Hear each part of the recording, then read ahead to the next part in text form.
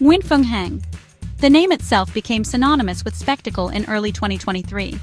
Seemingly overnight, she exploded onto the Vietnamese media scene. Her rise was meteoric, unprecedented. How did she do it? It was a case study in rapid audience capture. Hằng understood the power of the new media landscape. Hằng didn't rely on traditional outlets. She went directly to the people. Live streams became her platform. Her raw, unfiltered style resonated. She was speaking directly to the public, bypassing the gatekeepers. People were drawn to her charisma. Her message was clear. She was fighting for the little guy. Her initial accusations were the spark. She accused Va Huang Yen, a well-known figure, of fraud. This ignited a firestorm of public interest. People were captivated. But Hằng was just getting started. She knew how to keep the flames burning. She was a master of weaving a narrative. Hằng understood the power of a good story. And she knew how to tell it. With every live stream, the stakes seemed to get higher. The drama intensified. Hằng was writing a new chapter in Vietnamese media history. Hang's accusations against Va Huang Yen were just the beginning. She understood that to maintain momentum, she needed to broaden the scope. Enter the celebrities. Hằng began to name-drop.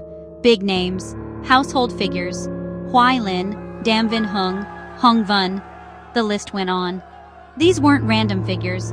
Hằng strategically chose them. They were connected to her narrative. They added fuel to the fire. The public was hooked. These weren't just accusations. They were cliffhangers.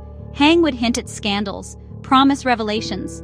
Then she'd leave the audience wanting more. She understood the power of anticipation. It was a masterful use of suspense. The media went into overdrive. Everyone was talking about Hang's latest pronouncements. Who would she target next? What secrets would she reveal? The line between entertainment and accusation blurred. Hằng had created a spectacle that was both captivating and concerning. Hằng was a conductor of chaos. She thrived on it. Conflict became her currency. Legal battles were just another stage for her performance. She seemed to court controversy, and it worked. Her press conferences were legendary. She'd arrive surrounded by bodyguards. The air crackled with tension. The cameras flashed. Hằng was a master of the spectacle. She knew how to command attention. Her YouTube collaborations were strategic. She aligned herself with popular creators. Their audiences became her audience. She was constantly expanding her reach. It was a calculated move to amplify her message. Hằng understood the power of repetition. Her themes were consistent. Famous people, large assets, revealing secrets, litigation. These phrases became her calling card. She hammered them home in every live stream, every interview. Hằng cultivated a carefully crafted persona. She presented herself as a champion of the people, a modern-day Robin Hood. She flaunted her wealth, but always with a message. It was never just about money. It was about power. She made grand gestures of philanthropy, donated to charitable causes, positioned herself as a benefactor of the less fortunate. These acts weren't just for show. They were strategic. They softened her image, made her relatable. Hằng was a master of contradictions.